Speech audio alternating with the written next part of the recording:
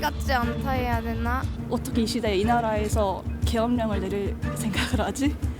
너무 충격이었던 것 같아요. 못하는 건 알고 있었는데 너무 계엄령 이거는 솔직히 너무 심했다고 생각했어요. 저는 그래서 한 번쯤은 이런 걸 나와서 목소리를 내야 될 것 같다. 합당한 처벌을 정말 민주주의 사회에서 반드시 합법적으로 받았으면 좋겠고, 이런 위험 속에서 우리가 계속 있으면 안 되겠다라는 생각을 많이 해서 자리에 나오게 됐습니다. 가족과의 따뜻한 저녁 시간을 포기하고 겨울밤 거리로 나온 시민들. 작지만 눈부신 촛불을 하나씩 켜든 이들의 목소리를 들어봅니다. 지난 12월 3일 밤 대통령이 긴급 대국민 담화를 발표했습니다. 저는 북한 공산 세력의 위협으로부터 자유 대한민국을 수호하고 우리 국민의 자유와 행복을 약탈하고 있는 파렴치한 종북 반국가 세력들을 일거에 척결하고 자유 헌정 질서를 지키기 위해 비상계엄을 선포합니다. 몰래카메라를 의심케 했던 대통령의 계엄령 선포. 계엄사령부의 포고령 제1호가 발표되고 국회에 무장한 군인들이 밀고 들어오면서 국민들은 밤새 공포에 떨어야 했습니다. 계엄군이 본청에 진입하는 일촉즉발의 상황. 어렵사리 모인 국회의원들은 재석자 만장일치로 비상계엄 해제 요구 결의안을 통과시킵니다. 비상계엄 해제 요구 결의안은 가결되었음을 선포합니다. 윤석열 대통령은 비상계엄 선포 6시간 만에 다시 계엄 해제 담화를 발표합니다. 존경하는 국민 여러분, 국회의 계엄 해제 요구가 있어 계엄 사무에 투입된 군을 철수시켰습니다. 바로 국무회의를 통해 국회의 요구를 수용하여 계엄을 해제할 것입니다. 사태가 일단락되는 듯 했지만 분개한 시민들은 밤새 뜬 눈으로 국회를 지켰습니다. 다음 날 아침, 각계각층의 강원도민들도 도청 앞에 모여 목소리를 높였습니다. 안녕하세요. 저는 한림대학교 학생 김진형이라고 합니다. 저는 사실 다음 주에 군에서 휴가 나오는 친구가 있습니다. 근데 다음 주에 휴가 나오면은 뭐 술이라도 한번 사주겠다고 제가 얘기를 했는데 아마 못 나올 것 같습니다. 그런데 만약 어젯밤에 계엄령이 선포가 되었다면 그 친구와 저는 적이 되어서 서로 맞서는 그런 상황에 왔을지도 모릅니다. 그런 생각을 하면서 어젯밤을 보내고 있었습니다. 이것이 윤석열이 지금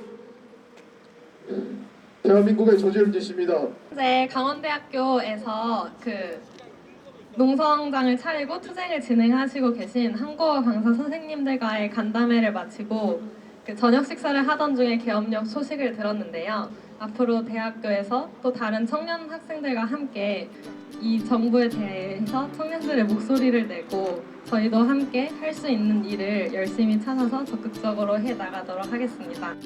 강원대학교와 한림대학교 그리고 춘천교육대학교 총학생회에서는 순차적으로 비상계엄 선포를 규탄하는 입장문을 발표했습니다. 시험 공부로 바쁜 시기, 학생들의 마음은 착잡합니다. 역사에서 보면 계엄령 내려지면 보통 많은 사람들이 죽거나 다치고 하니까 지금 또 설마 그런 일이 벌어질까 하는 걱정이 컸던 것 같아요. 어떻게 이 시대에 이 나라에서 계엄령을 내릴 생각을 하지? 너무 충격이었던 것 같아요. 이런 사람이 이 나라의 국가원수라는 게. 계엄령이 지금까지의 법을 모두 무시하는 법인 거잖아요. 하다못해 우리의 그냥 의견을 말하는 것조차 이제 조심스러워진다는 게 갑자기 지금까지는 그냥 자유롭게 내 의견을 말할 수 있던 사회가 그냥 그저 그 말 한마디만으로 이제 그 모든 활동이 제한된다는 게 너무 충격이었고 안타까웠습니다. 자유민주주의 국가에서는 절대 일어나서 안 될 일이었고요. 그 다음에 대통령이 소통보다는 물리적인 통제와 물리적인 통치를 통해서 정치적 그 양극화라는 부분을 본인이 더 독점하려고 하는 그런 모습이 과연 이 자유민주주의 국가에서 일어날 일인가 라는 좀 생각이 좀 들었고요. 과연 이 나라의 청년들이 무엇을 배우고 이 나라 정치에 더 큰 기대를 가질 수 있을까 하는 그런 걱정과 안타까움이 매우 컸습니다. 비상계엄 해제 담화가 발표된 4일 저녁, 춘천 시민들이 거두사거리에 모였습니다. 누가 일정을 미리 알려준 것도 아닌데 퇴근 시간 후 시민들의 발걸음은 한대로 모여들었습니다. 반란의 우두머리는 사형 또는 무기징역에 처하도록 되어 있습니다. 어제 밤 10시 반에 윤석열 대통령이 사실 그 말도 안 되는 비상계엄을 선포했잖아요. 그 방송을 본 시민들이 여러 경로를 통해서 연락들이 많이 왔었고 각종 단톡방에서 우리가 지금 이대로 있어서는 안 되는 것 아니냐 이런 이야기들이 있었고 매일 이 자리에서 촛불 집회를 진행한다 이렇게 결정이 됐습니다. 그래서 급작스럽게 사실 시민들한테 알릴 이 시간이 없었거든요. 그런데 불구하고 오늘 많은 분들께서 같이 해주셨고 불경기 속에 하루하루 생계 이어가기도 바쁜 서민들. 하지만 국민의 목소리를 내야 한다는 생각으로 다들 작은 촛불을 밝혔습니다. 제가 어제 자고 있어서 오늘 아침에 들었는데 이게 무슨 일이지 싶고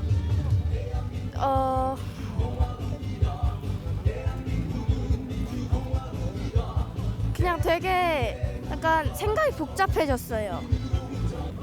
앞으로는 우리나라에 걸맞는 지도자를 뽑았으면 좋겠어요. 학교도 잘 못 나가고 영장 없이 바로 구속하다 보니까 고문에도 모르고 죽어도 가족만 아니까 그게 너무 슬프고 무서운 것 같아요. 계엄령에 대한 아픈 기억을 가진 나라. 이미 역사를 통해 국민들은 자유의 소중함을 누구보다 뼈저리게 알고 있었습니다. 거리로 나선 시민들의 바람은 거창한 게 아닙니다. 평소와 다름없는 소중한 일상을 지켜나가는 것. 과오를 반복하지 않는 성숙한 사회를 우리 아이들에게 물려주는 것. 어쩌면 당연한 그 바람을 위해 시민들은 저녁을 반납하고 있었습니다.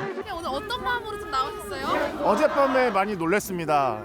이게 국회를 군인들이 들어가는 모습을 보면서 굉장히 많이 놀랬고요. 그래서 이런 위험 속에서 우리가 계속 있으면 안 되겠다라는 생각을 많이 해서 자리에 나오게 됐습니다. 서울 집회를 한번 갔었고요.